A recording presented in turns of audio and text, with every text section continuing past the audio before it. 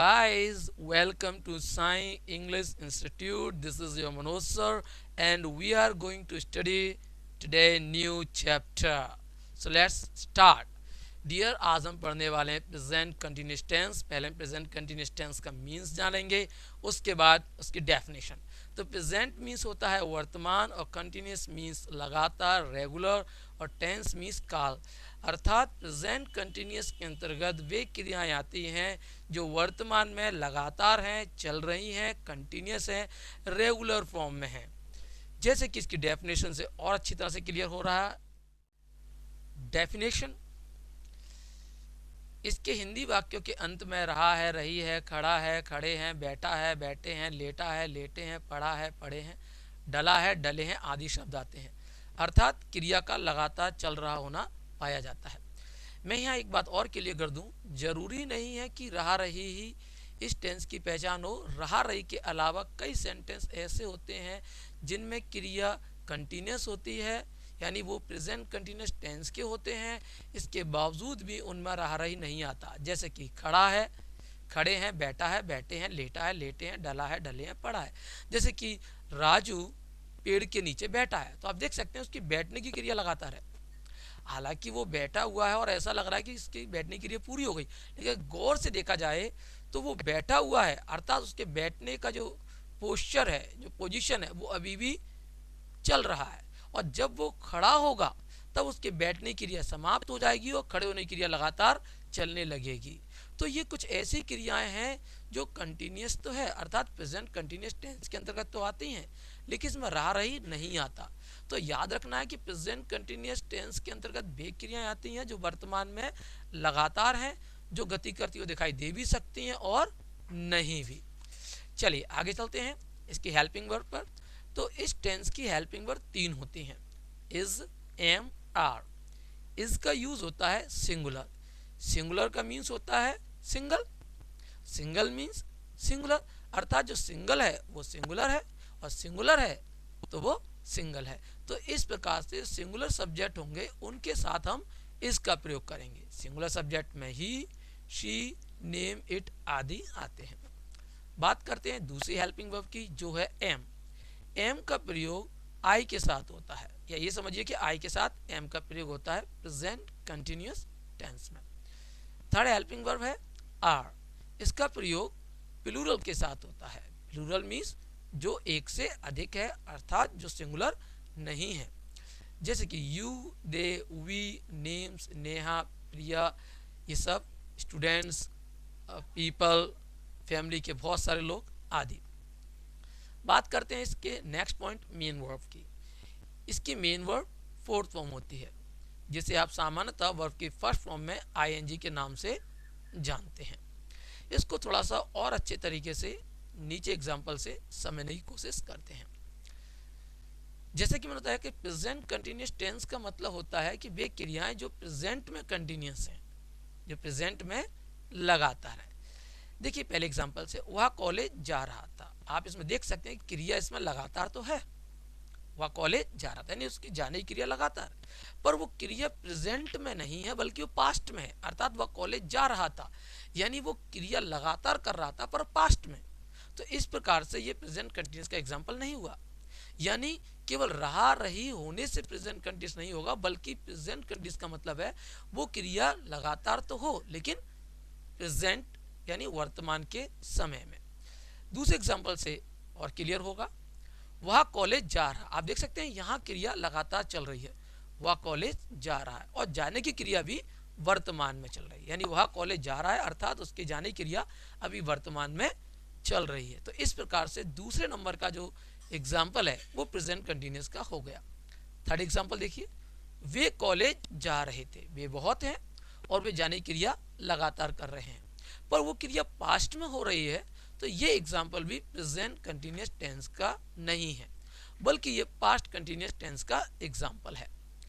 नीचे देखेंगे इसके, वे कॉलेज जा रहे हैं, अर्थात वे प्लूरल हैं और उनके कॉलेज जाने की क्रिया हो रही है। इस प्रकार से वे प्लूरल प्रेजेंट में रेगुलर क्रिया कर रहे हैं। तो ये एग्जाम्पल हो गया प्रेजेंट कंटिन्यूस टेंस का। डियर स्टूडेंट, जैसा कि हम जानते हैं कि प्रेजेंट कंटिन्यूअस टेंस में हम वर्ब के साथ आईएनजी जोड़ते हैं। क्या आप जानते हैं कि आईएनजी जोड़ने के भी नियम होते हैं?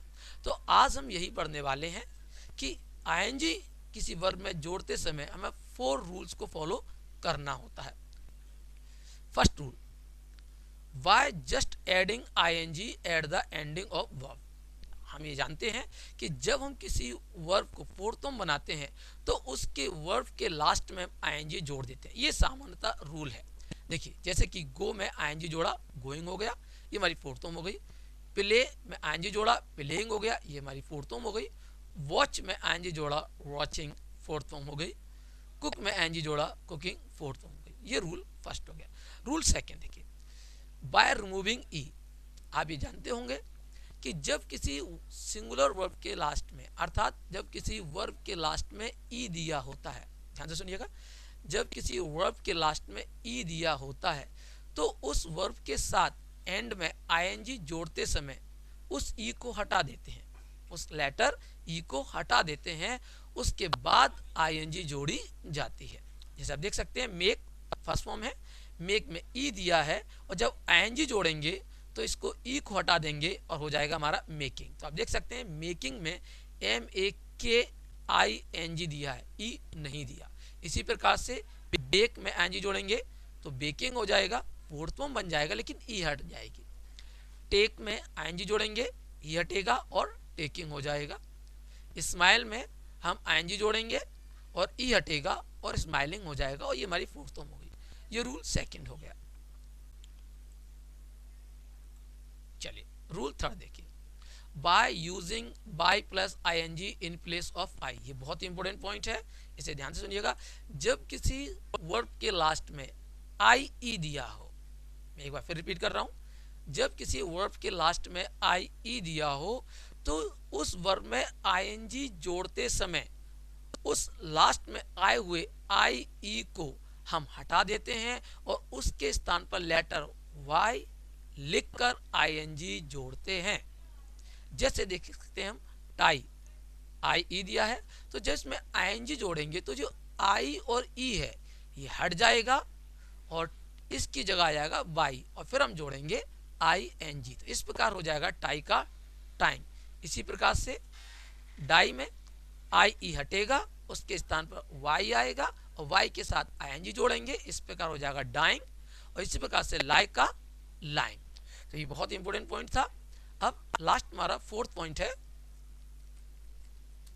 By making double final consonant if the verb ends with a single vowel plus a consonant.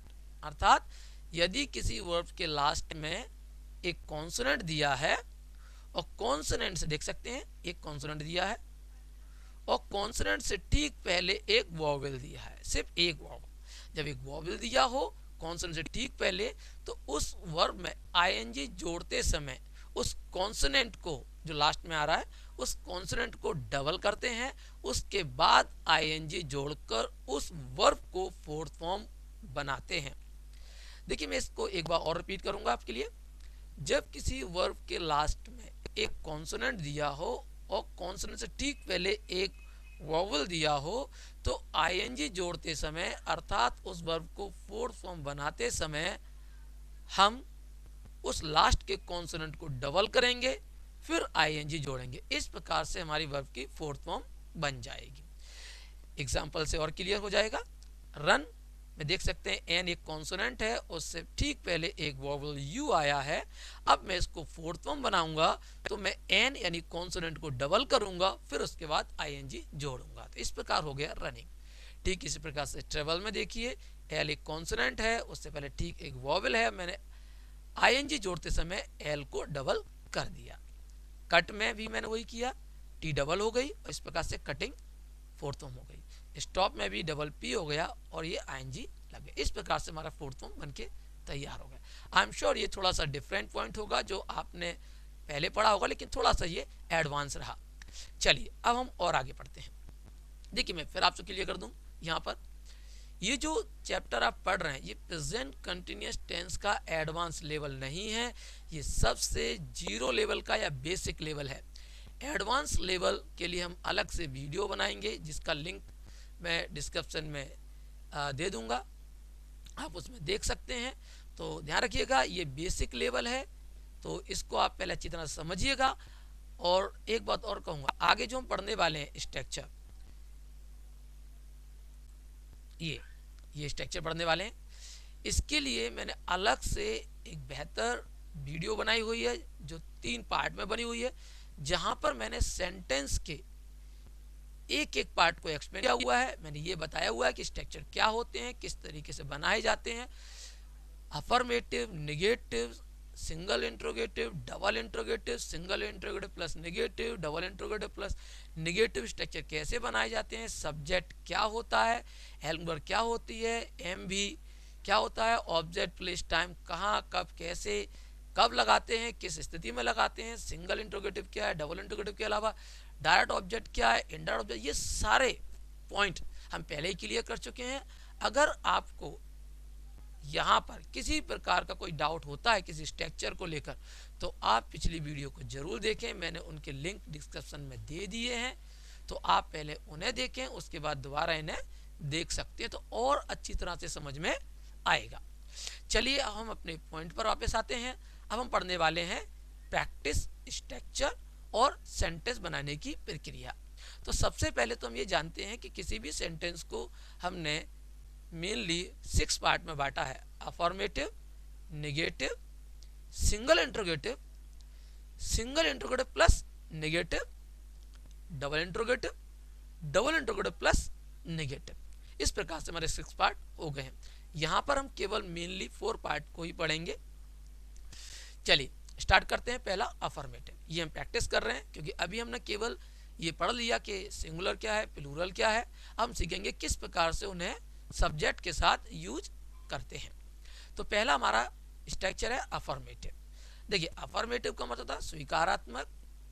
इसमें हम सबसे पहले सब्जेक्ट रखते हैं और सब्जेक्ट के अनुसार इज, एम, आर का चुनाव करते हैं। उसके बाद मेन वर्ब की फोर्थ फॉर्म रखते हैं। हमने ये पहले अभी पढ़ा हमने कि फोर्थ फॉर्म मतलब आईएनजी, और हमने ये भी पढ़ा कि आईएनजी जोड़ने के रूल 4 होते हैं। इसके बाद हम रखेंगे ऑब्जेक्ट, फिर प्लेस और टाइम। देखिए जिन लोगों ने वीडियो नहीं देखी है, मैं थोड़ा सा यहाँ डिस्क्राइब कर देता हूँ। सब्जेक्ट का मतलब होता है वो व्यक्ति या वो नाउन या प्रोनाउन जो कार्य करता है या जिसके द्वारा क्रिया की जा रही है। मेन वर्ब का मतलब होता है मुख्य क्रिया, और ये सामान्यतः हिंदी सेंटेंस के लास्ट में मिलती है। ऑब्जेक्ट को हिंदी में कहते हैं कर्म, और ये 2 प्रकार के होते हैं, डायरेक्ट ऑब्जेक्ट, इनडायरेक्ट ऑब्जेक्ट। ठीक है, ऑब्जेक्ट हमेशा मेन वर्ब के बाद रखे जाते हैं और ये वे नाउन या प्रोनाउन होते हैं जो क्रिया नहीं करते। फिर आपका पी मीन्स प्लेस जो ऑब्जेक्ट के बाद आएगा, और टी मीन्स टाइम, टाइम को हम सेंटेंस के लास्ट में रखते हैं। चलिए पहले एग्जांपल लेते हैं। वे कॉलेज जा रहे हैं, तो आप देख सकते हैं वे कॉलेज जा रहे हैं यानी वे प्लूरल है, और हम जानते हैं कि प्लूरल के साथ हम हेल्पिंग वर्ब आर लगाते हैं। मैं इसको समझाने के लिए वापस ले जा रहा हूं। आप देख सकते हैं यहाँ इस सिंगुलर के साथ, एम के साथ आई, और आर लगता है प्लूरल के साथ। प्लूरल में यू, दे, वी और नेम्स आते हैं। चलिए वापस अपने उसी पॉइंट पर आ जाते हैं। तो देखिए वे कॉलेज जा रहे हैं, तो आप देख सकते हैं वे कितने हैं, बहुत सारे हैं। वे प्लूरल है, और जब प्लूरल है तो हम समझ गए उसके साथ आर लगेगा। तो सबसे पहले हमने सब्जेक्ट रखा दे आर, सॉरी इसमें नोट दिया, पहले मैं हटा दूं क्योंकि ये नेगेटिव का एग्जाम्पल है। चलिए तो they are going to college, तो देखिए अफर्मेटिव हो गया। संतोष विद्यार्थियों को पढ़ा रहा है, हम देख पा रहे हैं कि संतोष सिंगुलर है, और जब सिंगुलर है तो सब्जेक्ट के साथ हमारा इज लगेगा। तो सबसे पहले हम सब्जेक्ट रखेंगे, तो सब्जेक्ट हमारा संतोष है, फिर हमने इज रखा, फिर टीचिंग और स्टूडेंट्स रख दिया। अब देखेंगे हम नेक्स्ट एग्जांपल। मैं कॉलेज जा रहा हूं, तो मैं आई है, और आई के लिए अलग से हेल्पिंग वर्ब होती है एम, तो आई एम हो गया। फिर हमने मेन वर्ब रख दी गोइंग, ऑब्जेक्ट है नहीं तो प्लेस हमने रख दिया गोइंग टू कॉलेज। नेक्स्ट पढ़ रहे हैं हम, माँ अभी खाना बना रही है। देख सकते हैं यहाँ माँ सिंगुलर है, और माँ सिंगुलर है इसलिए सिंगुलर के साथ इज लगेगा, तो मदर इज हो गया हमारा। जैसे कि स्ट्रक्चर में दिया है सब्जेक्ट हेल्पिंग वर्ब, तो सब्जेक्ट और हेल्पिंग वर्ब, उसके बाद main verb object place time, तो मेन वर्ब ऑब्जेक्ट और ये टाइम। तो mother is cooking food now. Vinod और सपना झूठ बोल रहे हैं। आप देख सकते हैं विनोद और सपना दो हैं, तो इस प्रकार से प्लूरल हो गए और प्लूरल के साथ हम हेल्पिंग वर्ब लगाते हैं आर। तो सबसे पहले हम सब्जेक्ट रखा विनोद और सपना, फिर हमने हेल्पिंग वर्ब रखी आर, क्योंकि सब्जेक्ट के अनुसार हेल्पिंग वर्ब रखते हैं। तो विनोद और सपना दो हो गए तो आर रख दिया। और अब हमारी मेन वर्ब, तो झूठ बोलना को कहते हैं लाई, तो लाई का हो गया लाइंग। देखो मैंने ये बता चुका हूँ कि लाई जो स्पेलिंग होती है फर्स्ट फॉर्म वो LIE होती है, और जब इसमें हम ING जोड़ते हैं तो ING जोड़ते समय ये जो I और E होता है ये हटकर Y बन जाता है, और इस प्रकार के बाद हम इसके बाद हम ING जोड़, इस प्रकार लाइंग हो जाता है। ये मैंने अभी बताया, मैं एक प्रकार से फिर आपको यहाँ क्लियर कर देता हूँ। देख सकते हैं टाई, डाई और लाई, यहाँ लाई दिया है। मैंने बताया भी था कि बाई प्लस ING को रखा जाता है IE के स्थान पर। चलिए अपने टॉपिक में वापस आ जाते हैं। तो इस प्रकार से यहाँ हमारा लाइन हो गया। चलिए अब पढ़ते हैं नेगेटिव। देखिए नेगेटिव और अफर्मेटिव में ज़्यादा अंतर नहीं है, सिर्फ इतना है कि जो अफर्मेटिव जो स्ट्रक्चर होता है उसमें जो हेल्पर होती है उस हेल्पिंग वर्ब के तुरंत बाद हमें नोट रखना होता है, और जैसे हम नोट रखते हैं उसके बाद वो सीधा नेगेटिव में कन्वर्ट हो जाता है। तो देख सकते हैं स्ट्रक्चर से भी क्लियर हो रहा है आपको। सब्जेक्ट इजमार प्लस नॉट और मेन वर्ब की fourth form, object place time. Santosh विद्यार्थियों को नहीं पढ़ा रहा है, क्योंकि संतोष सिंगुलर है तो हम समझ गए कि इज आएगा उसके बाद नॉट। तो Santosh is not teaching students, negative बनाना आ गया।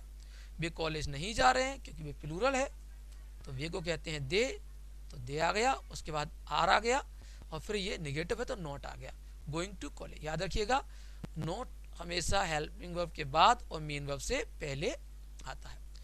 माँ अभी भोजन नहीं बना रही है, यानी माँ अभी खाना नहीं बना रही है, तो हम देख सकते हैं कि मदर सिंगुलर है तो मदर इज हो गया, फिर हमने नॉट लगाया, कुकिंग फूड ना हो गया। विनोद और सपना देख सकते हैं यहाँ दो हैं और दो के साथ हेल्पिंग वर्ब आर लगेगी, और आर के साथ हम हेल्पिंग वर्ब के बाद नॉट रख देंगे जिससे नेगेटिव सेंटेंस बने। तो विनोद एंड सपना आर नॉट लाइंग हो गया।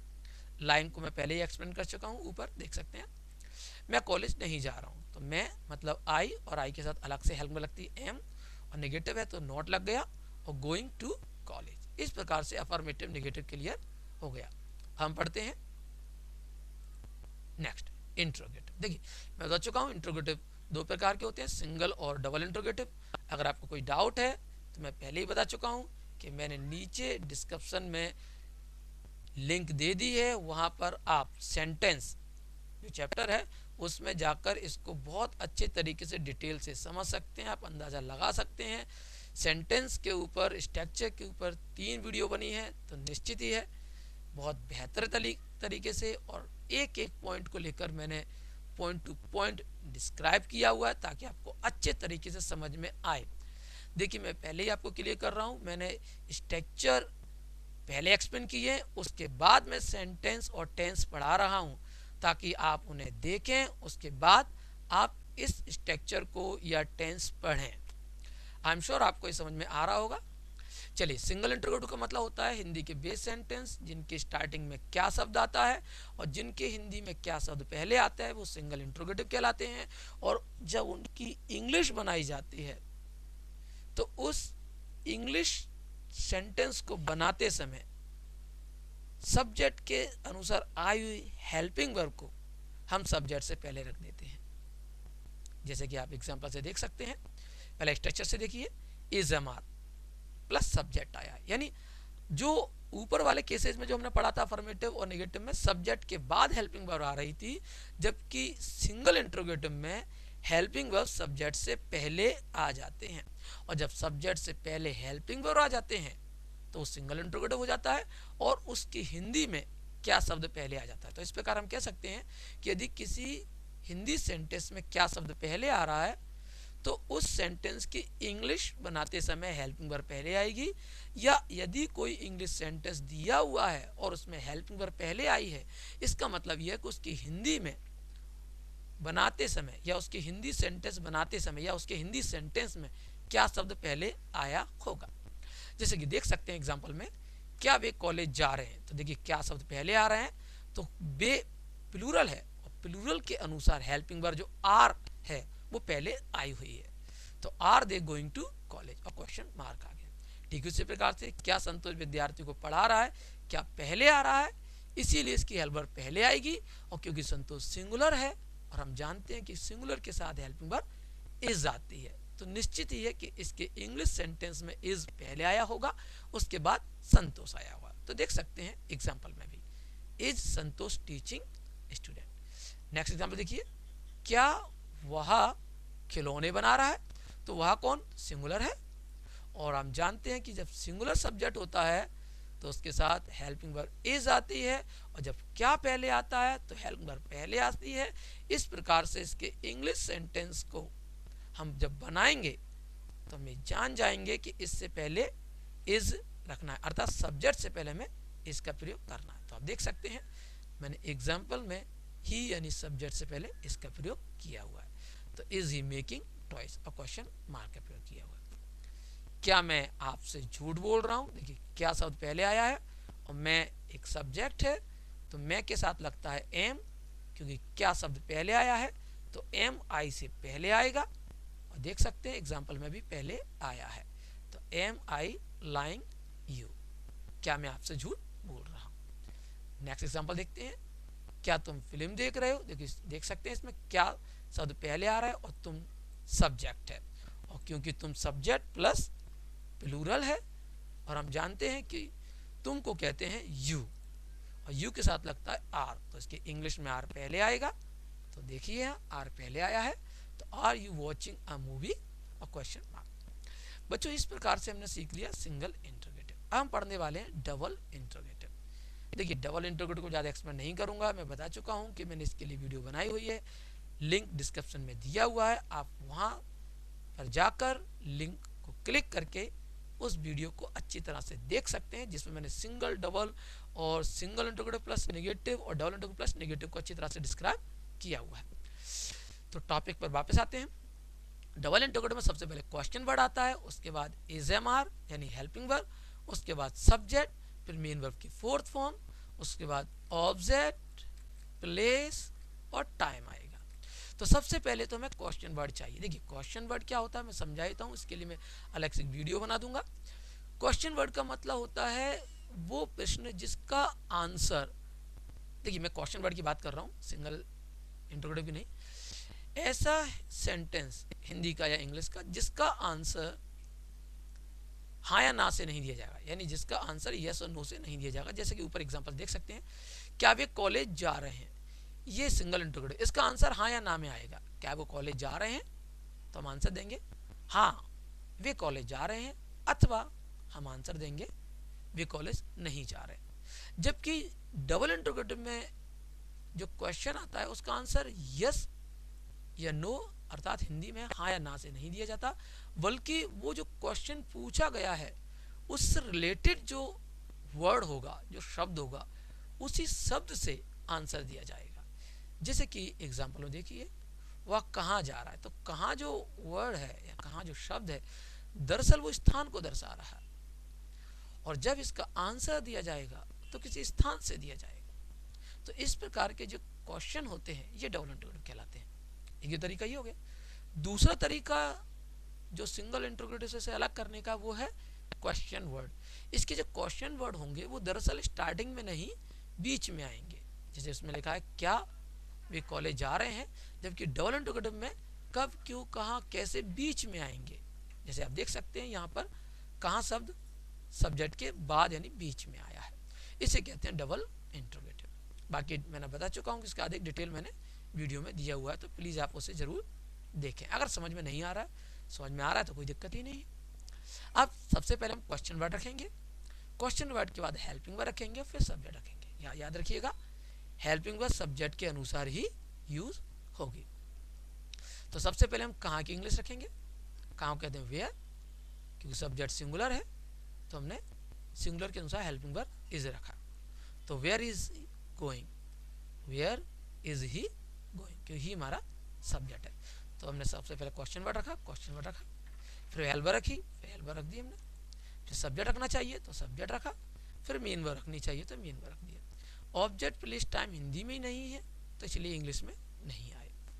अब देखिए संतोष विद्यार्थी को कैसे पढ़ा रहा, तो देख सकते हैं कैसे शब्द बीच में आया है और ये तरीका पूछ रहा है तो एक क्वेश्चन वर्ड हो गया। तो पहले कैसे की इंग्लिश आएगी, तो देख सकते हैं स्ट्रक्चर में क्वेश्चन वर्ड पहले आना चाहिए तो मैंने रख दिया।